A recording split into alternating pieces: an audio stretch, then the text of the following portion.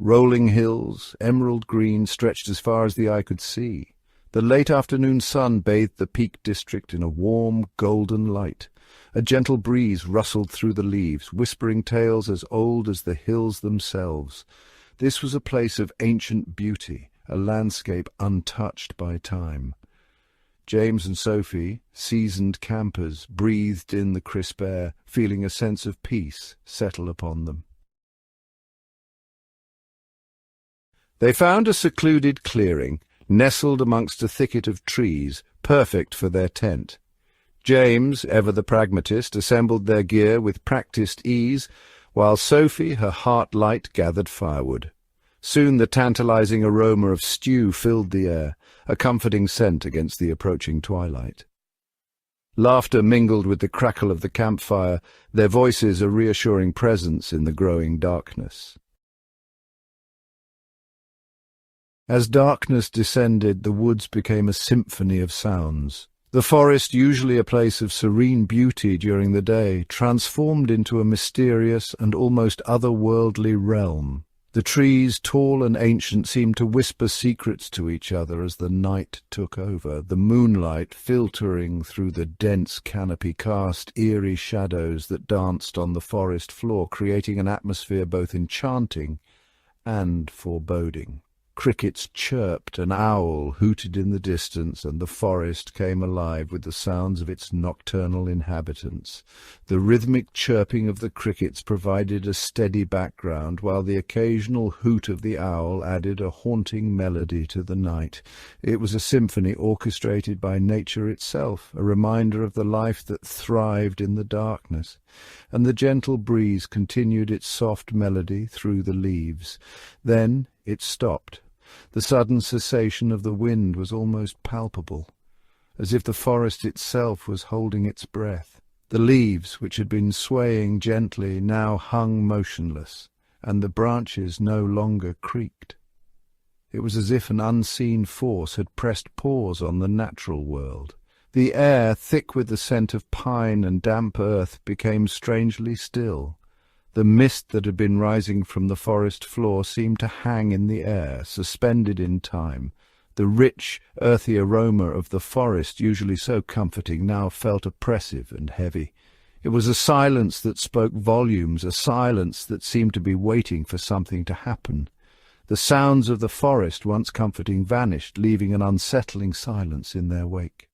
The chirping of the crickets, the hooting of the owl, the rustling of the leaves, all were gone. It was as if the forest had been plunged into a void, a place where sound could no longer exist. The silence was not just the absence of noise, it was a presence in itself, a heavy, almost tangible entity that filled the air. James and Sophie exchanged a puzzled look, a prickle of unease running down their spines. They had ventured into the forest many times before, but never had they experienced anything like this. The silence was unnerving, and the darkness seemed to close in around them. They could feel the weight of the forest's stillness pressing down on them, making it hard to breathe. It was as if the forest was trying to tell them something, a warning that they could not yet understand. A low growl, guttural and menacing, echoed through the stillness. Their blood ran cold. It wasn't the howl of a distant dog. This was something primal, something unsettling.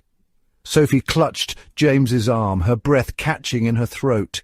He, ever the protector, squeezed her hand reassuringly, his eyes scanning the darkness beyond the campfire's glow. The hair on the back of his neck stood on end, a primal instinct warning him of unseen danger.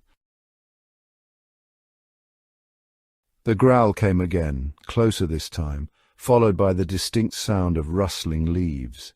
Something was moving in the darkness, circling their campsite.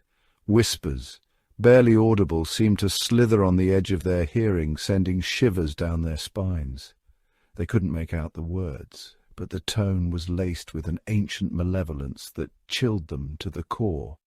Fear, primal and instinctive, tightened its grip on their hearts. Driven by an overwhelming sense of dread, they retreated to the flimsy sanctuary of their tent. The forest around them was alive with unsettling noises, each one more terrifying than the last. The darkness seemed to close in, pressing against the thin fabric of the tent, making them feel as if they were trapped in a cage. Every rustle of leaves, every snap of a twig sent shivers down their spines. They knew they were not alone, but the fear of the unknown kept them paralyzed. James zipped the entrance closed, creating a fragile barrier between them and the horrors that lurked outside. His hands trembled as he fumbled with the zipper, the sound of it closing echoing in the stillness of the night. He glanced at Sarah, who was huddled in the corner, her eyes wide with fear. They both knew that the thin layer of nylon offered little protection, but it was all they had. The sense of vulnerability was overwhelming, and they clung to each other for comfort. The whispers intensified, swirling around them like a malevolent wind. It was as if the forest itself was alive, conspiring against them. The voices were indistinct but filled with malice, making it impossible to ignore. They tried to block out the sound, but it seemed to seep into their very souls, filling them with a sense of impending doom. The air grew colder, and the feeling of being watched became almost unbearable. Then a blood-curdling scream pierced the night, followed by the sickening thud of something heavy hitting the ground. The scream was unlike anything they had ever heard, filled with such agony and terror that it made their blood run cold. They held their breath, straining to hear any other sounds, but the silence that followed was even more terrifying. It was as if the forest was holding its breath, waiting for something to happen. The floor of their tent began to move, as if something was trying to claw its way in from below. The ground shifted and heaved, making it difficult to stay upright.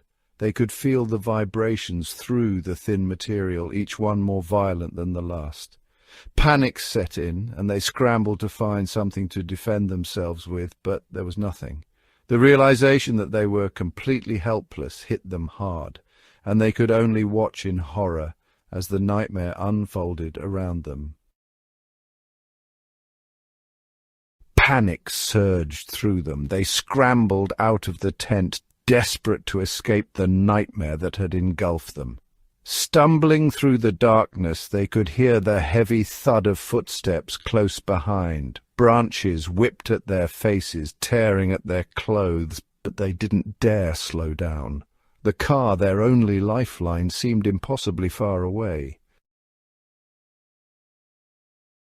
They didn't stop running until they reached the car, their lungs burning, their hearts pounding like drums in their chests.